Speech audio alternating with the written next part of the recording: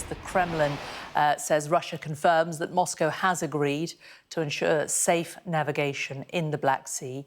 And we're also getting comments coming out of Ukraine. President Zelensky says Ukraine's understanding is that this agreed ceasefire is effective immediately following the announcement.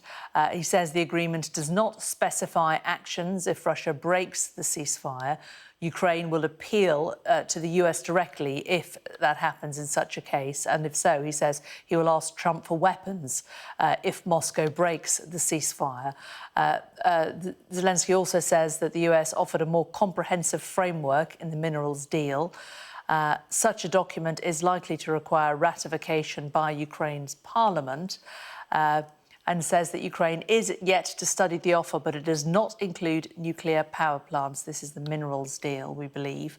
President Zelensky also says that Ukraine is considering US facilitating Russia's agriculture exports as a weakening of sanctions.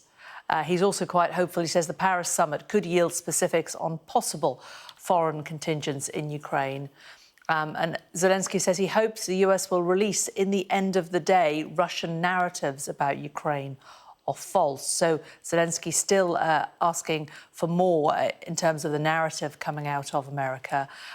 More from the Kremlin. US will help restore access to global market for Russian agricultural and fertilizer exports. We knew that already. The Kremlin is saying this depends on lifting sanctions, restrictions and other financial organisations. And this also should include lifting sanctions on companies producing and exporting food and fertiliser, and sanctions on ships should also be lifted. Right, well, I'll take a break and bring in Professor Michael Clarke. So quite a lot to digest through there, the finer details, the finer points of this deal. Yeah. Ukraine very clearly, wants to make it clear to the world what it has agreed to. Yeah, and Jane, what I was struck by there, that they said, OK, freedom of navigation agreed in the Black Sea, fine, let's see what that means. But that looks as if it's agreed from now, from this instant.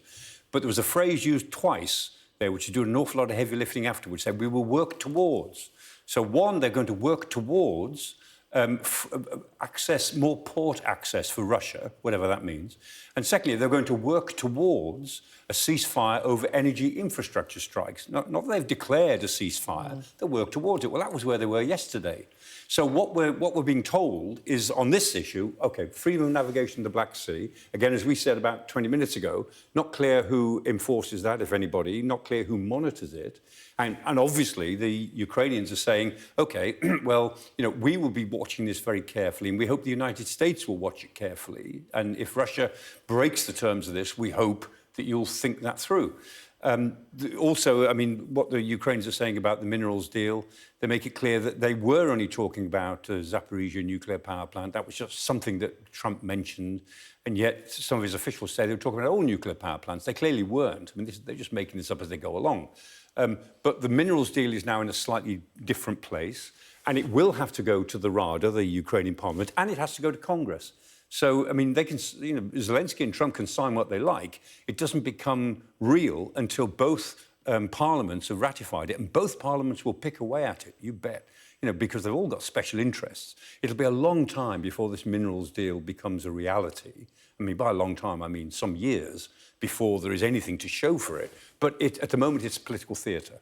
It's a theatre of a deal that somehow brings the United States a bit closer to Ukraine for the future, but not in a military way.